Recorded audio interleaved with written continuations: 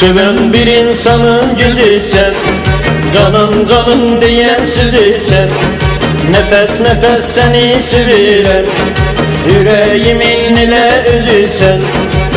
İşk olup canıma doldun, ne sarılıp ne de soldun. Özü zevkimin yaranıp, sen müqəddəs eşkim oldun.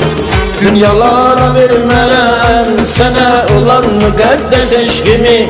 Etse senden sorayar, hiss edebilmeye hiç kəs eşkimi. Dünyalara vermələm sana olan müqəddəs eşkimi.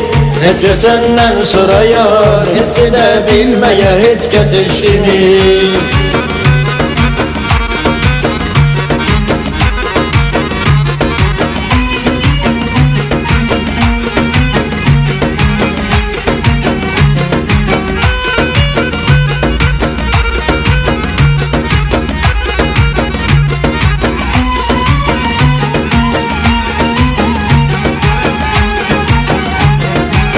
Gözlerimde yaşadığı eşkimizi, yüreğimde kederi silmelisen.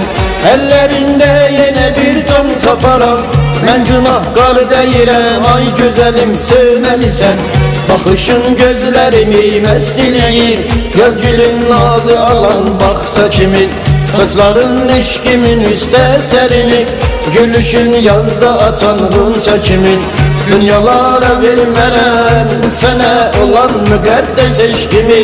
Təkcə səndən sorayar, hiss edebilmeye hiç kəs eşkimi. Dünyalara vermələm sana olan müqəddəs eşkimi.